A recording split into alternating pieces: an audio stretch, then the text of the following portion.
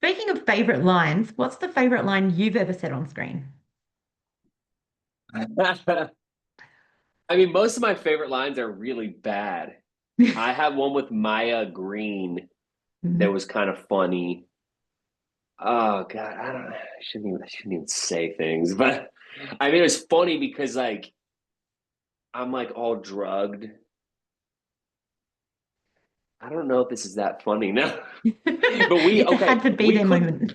It's just that why it was funny is I couldn't say it without laughing. I Hmm. basically am drugged, and I walk up to her and I'm like, Serafina drugged me with an aphrodisiac. And then I walk past her trying to get away from her, and she starts to follow me. And I turn back, and I don't know how many times we had to retake this because I turned back, right? And I go, don't follow me unless you want me to fuck you all night long. And every time I would, like halfway through that, I would just break over and over again. I just like, I can't say this line. It is so ridiculous. Yeah. I hear some of these lines, I'm like, oh my God, I wonder how long it took them to say that without like laughing or just breaking because Well, wow. Yep. sometimes I just want them to go further with it because then she one upped me in the next scene. She's like, I want you to fuck me all week. And then I'm like, well, the only thing that makes sense from there is I have to be like, I want to fuck you all month.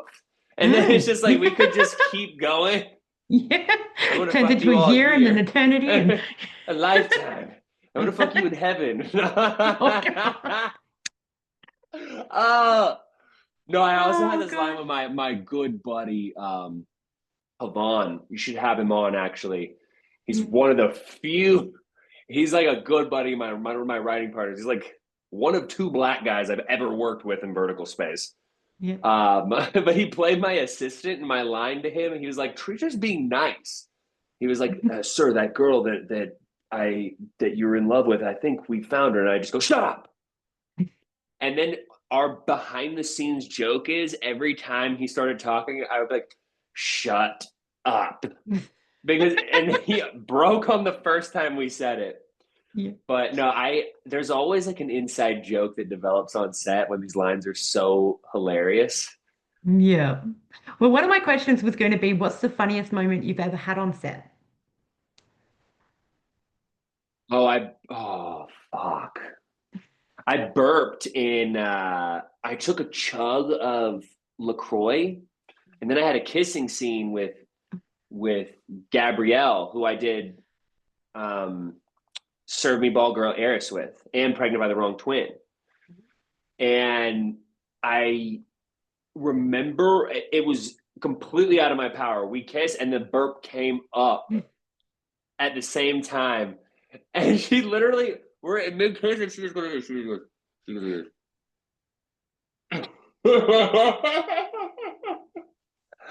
ah, dude, that shit was so fucking funny. And I just remember being like, oh my God, I hope they subliminally use that take. Just subliminally. That would be so funny. Oh gosh. Oh, yeah. All right. Um, In scenes or roles where a character must undergo a transformation, either emotionally, physically, or both, how do you structure your process to ensure it feels credible?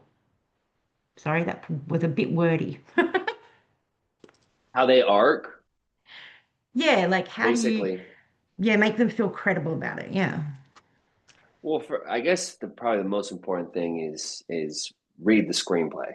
There's so Mm. many leads that are not going to read the screenplay. I've like talked to them like, you didn't read it? Like, we Yeah. should know. We should know by this point we're a little different than in this point. But I would say the best thing to do is read the screenplay so you kind of know it logically, but then the only way to do it emotionally is you got to feed off your partner, you know? Because that's where a lot of the arc is going to come from. I think it's going to come Yeah. from how's my relationship to my co-star changing throughout this process. Mm. Because yeah, every character's had some kind of arc. some kind. Even Yeah. even in this writing, sometimes you have to build an arc if it's not there. Yes.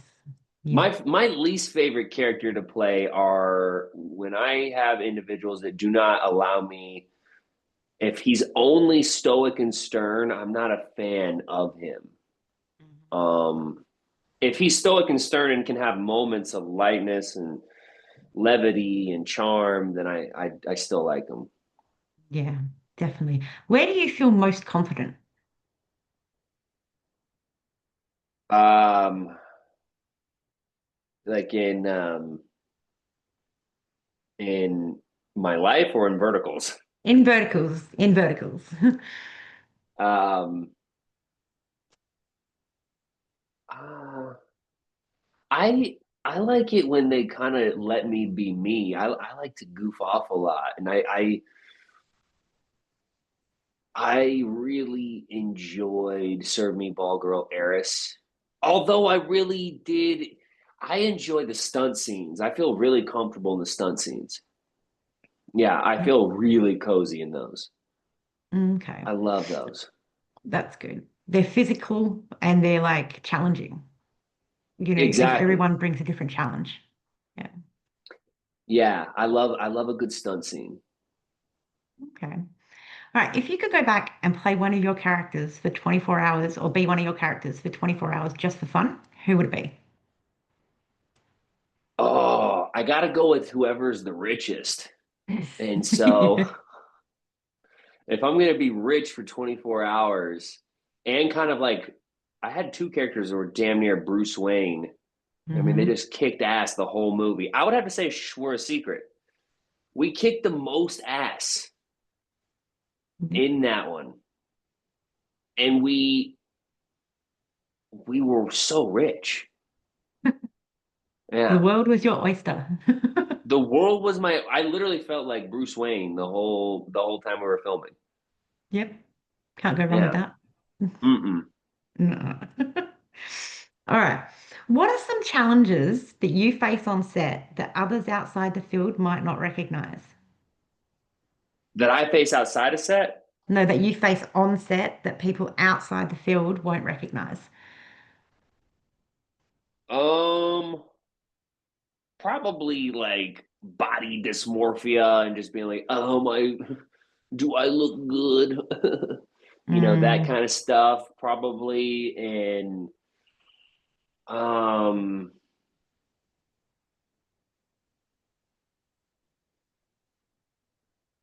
probably probably like some basic stuff too. But I would say probably the body dysmorphia stuff is like, which I'm actually grateful for verticals because I've gotten over it a lot. I've gotten more over it. I'm like, dude, you're on the job now. There's no take your shirt off, get mhm. down, do your push-ups, and then get back Yeah. up. And you better Yeah. act like Bruce Wayne right now. Yeah. You know what I Yeah. You got mean? to make those abs come out. Yeah, which doesn't help because the second I'm on set, I just consistently go and eat chips. I am addicted to salt and carbs Yeah. when I am on set. I know some people they eat less. I'm like, I don't know how you do that. No. When I'm stressed, I gotta eat. See, you and me are opposite there. I avoid salt like the plague. I don't add salt to anything that I cook. Lucky. Nothing. I can't get enough of it. I can't No. get enough of it. But I'd say the other thing is probably just like line memorization. Yeah, that's the biggest one I've heard. Yeah. Line memorization and yeah, sometimes yeah, I would say line memorization. Yeah. Okay. How do you make similar roles feel unique?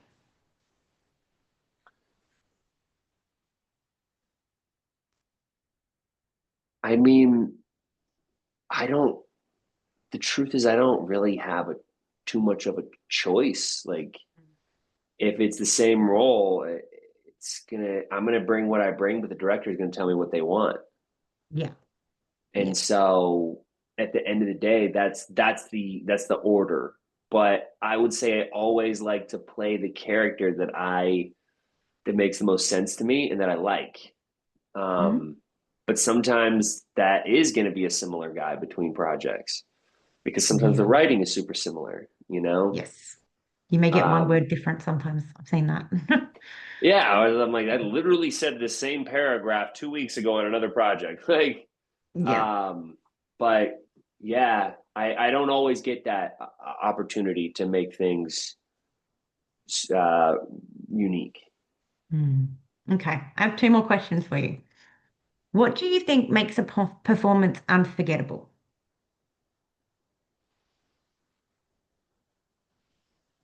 In general. Mm. Yeah. Like what makes you feel, oh my God, I'm never going to forget that? Well, the first thing that comes to my mind is Naomi Scott in Smile 2 is just it's very random because I've seen a ton of performances in much deeper movies, but for whatever reason, like she just brought the stakes. You know, she brought like I just believed constantly that we were like the end of the world was coming because she just gave such a performance. But yeah, I don't know. I really don't know what I kind of just feel. I don't know it logically. I just feel it. You Yeah. know, And that's what it is. It's a feeling. it's a feeling, and I can't. I just can't put. I think a lot of times I can't put logic on it because the thing is that feeling will change totally based on the story, Yeah. and one actor might be able to really make me feel sad, and one actor might really make me Mm. laugh. Yeah. You know, and a And it could good be the bad same guy. actor. Well, if it's the same actor, it's like holy crap, they've got range. And then a good Hmm. bad guy, you know what? I actually love a bad guy more than I love anything. Hmm. I think that a good bad guy, at the minimum, should make me feel afraid or angry, and then a really good bad guy with some really good writing should also make us understand him, and we should Hmm. actually have some weird like compassion for him almost. My favorite villain is Heath Ledger, the Joker. Hmm. That's the best villain. I don't. I would say that in Denzel Washington in Training Day are my Yes. two very Yes. favorite bad guys. Yep. Agreed. Like I cannot think of a better bad guy. I mean, totally different genre, but I could maybe Hmm. put Thanos in there, but Yep. because Oh God, I yes. understood Actually didn't think of that. Yes, definitely. I just understood him. You know, I was like, Mm. damn, like when he breaks it down like that, like half the universe doesn't sound so bad. You Mm. But know, the like but you understand it, but you don't want him to do it type thing. yeah, exactly. You're like you're convincing me, dude. Yeah. And Denzel, he just had so much. He made being a bad guy look fucking cool. I was like, Hmm. dude, you make being a corrupt cop like look kind of badass. And Yeah. then of course Heath, every time the dude was on the screen, I mean, hell, you're just kind of waiting for Batman scenes to be done so that you can watch Heath get up there and do what Heath does. You're Absolutely. like, holy shit, dude, this guy's Yeah. so deep in care. I think that's him. I think that's really the Mm. guy. You know, the one thing I love most about that movie was the scene where he was like with the three guys on the ground and he was like walking over and they like the video camera, he was holding it. And you know that Mm-hmm. scene? I heard that that was fully improvised by him. So he did that. And the director left it in. Is that where he breaks the stick and says, Um, Not sure. It's the one where he's holding the camera, so it's not filmed like it looks like the camera's moving and there's the three guys on the ground and he's like talking about them, talking over them. I forgot what he was doing right now. It's been a while since I've "Oh, seen it, but I think he's sending a message to the news or to Batman or something." yeah, yes, Yeah. It's yeah. been a minute since I've seen it too, but Mm. it doesn't shock me. I think, yeah. Who's your favorite comedic bad guy? Ooh. Um, hmm. So I go back to Bones because I love Bones. Um, Christopher Plant in Bones, he was a psychopath, like absolute psychopath, but he was an intelligent one. Mhm. Um, and he had his funny moments as well. But I would say him. If you don't know who I'm talking about, then it won't make any sense to you. But he was he was good. He used to make because he got like okay, so in this he wasn't allowed to use any computer technology. So he had no Okay. computers. He's got like an ankle monitor, so he wasn't allowed to leave his house. But he was so tech savvy that he built things using pianos and cassette tapes and things like that. Does he like roast people or does he like snarky or sarcastic? Like, what's his style of comedy? Because like, Um, his style of comedy was that he was so psych like so psycho that it was funny, like to that point of just over the top type thing. Yeah. yeah, Chucky was pretty funny. Yeah, Chucky, I don't like dolls. No. Chucky was funny. Freddy Krueger was funny. Mm, Um, but those weren't real comedies, though. I just can't come up no, with. I can't come up with a legit comedy where the bad no. guy was. But I know I he probably could have exists. I came up with know one if I've had time to think about it, but mm, I, the coach in now the coach in Whiplash was like brutal and scary. mm, The drum coach, okay. but he had a couple funny moments too. Hmm. I need to watch some more Um, of these.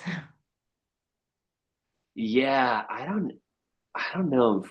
I think not another teen movie you should watch. Out of everything that I have mentioned, I think that one because it's making fun of a genre that is in the vertical space, and it will Okay. be more relatable than some of the other movies I've mentioned. Like that one I'm gonna write down. because it's making fun of like teen heartthrob movies, which we have a ton of Okay. like we have a ton of that in vertical space. Yes, we do. Yeah. You know, I've written it down. I've got one more question to ask you, but I want to ask you something first. Is there anything you want anybody to know about you or your work? no, no, no. I guess just that I really enjoy making these, and I'm really glad that at Verticon I got to actually meet a lot of people Mm, and that really put a face to the audience for me. And my yeah. my fans when they came up to me and they related with me. I'm a drug addict, right? Um, they related to me on such a deep level. So many of my fans have DM'd me, commented, or in person have been like, so and so, my family is struggling, or I have 5 years clean, and I think that was really cool. I was like, oh, I do have my people here. I've got Yeah. my people here. Good. Yeah. Yeah. I like that. I tried to make it, I couldn't make it to Verticon because obviously I'm in Australia, but I'm doing everything I can to make it next year. So we'll see. Oh hell yeah. I'll be there. Okay. Hopefully I can be there. I don't know Thanks. what's gonna happen. I mean, things may get crazy, but We'll hopefully try. I can be there. Yeah. Okay. Last question. What does a good day on set look like for you? Good day on set looks like this. I show up, nobody's rushing us. Mhm. Right? We show up, I get to pour my coffee, I get a quick snack. I go sit in the makeup chair. I bullshit for a second. I pick up my AD slides through. They have the sides prepared. We get to read the sides. We get off book. Right? I'm really not asking for anything luxurious. I just Mm, want my morning to be somewhat relaxed. Like yeah. if I show up, like, can we have 30 minutes before we're on set? That's all. Mhm. If I can have 30 minutes before I'm on set, the whole day goes smoother. The Yeah. second we're getting rushed, if we show up and we're getting rushed, it sets the tone for the day. And Yeah. then the day is just like it's frazzled, you Yeah. know. Yeah. But also a perfect day for me is me and my co-star laugh our asses off. Mhm. I Yeah. love I know the girls, they have a lot of hard, like they have a way harder job. Mm, They have to get like bullied in this at the third. So if I can make them laugh, yeah. um, I feel pretty good about the day usually. Yeah. It sets Yeah. a good atmosphere for everyone as well. Yeah, as long as we're like being serious and taking the getting off book serious and stuff, it's just great, and we have a great time. We always develop some kind of inside joke, and we goof off. And but the problem is once you start laughing, and you can always Stop. tell because what'll happen is somebody's face, like once you start laughing, and then it's hard to get serious again because like Hmm. somebody's mouth will do like this, and then you can see it, and now Yeah. everybody's holding back laughing Yeah. because there's nothing funnier than trying not to laugh. Yeah. I've Uh, interviewed one person. He said that like they were laughing so much, it took so many takes for them to just stop laughing, no matter how much they tried. Yeah. I can tell you who's not finding it funny is the The DP director. and the Yeah. director. And Yeah. and most importantly, the AD doesn't find it funny at all that you Mm. can't get the scene done. I've had to apologize many times to the AD, like, dude, I'm so sorry. It's gonna take me, I'm just being real with you, it's gonna take me two takes, maybe three before I stop laughing. So let's just Yeah. keep moving. Yeah. But then you could get like to where you need to be. And then, as you said, somebody else could do a little smirk and it sets you straight back there. Oh, no. The second that starts, like even the one that I had dropped, the woman who played my mom, yeah, I just thought about her. I can't even watch my own verticals sometimes because I'll watch this shit and I'll start laughing again, remembering. I'll see the most dramatic scene ever where it's like the audience might be crying at home, and I'm like, dude, we were all dying laughing right there. I'm just Yeah. gonna be real. Like, um, oh shoot, I totally, we went really long time. I have to We take did. this business call. Do you have anything Nope, that's else? okay. Nope, that's all right. I'll talk to you soon. Hey, I'll say this. It's been an absolute pleasure. You're my first and my probably my only interview for a good long minute. So Oh, thank you. thank you for asking me to do this. I had a real serious, really good time with you. Thank You're you. funny, and I'm really glad that you have our back and that you're out here interviewing and letting the fans get to know us a little bit. Thank you. I appreciate you. And watch not another teen movie. Write that down. Yeah. I'm gonna just for you. I'm gonna watch Alien versus Predator. Do it for me. All right. I'll speak to you soon. Okay, I had a Bye. blast. I'll talk to you soon. Bye. Bye bye.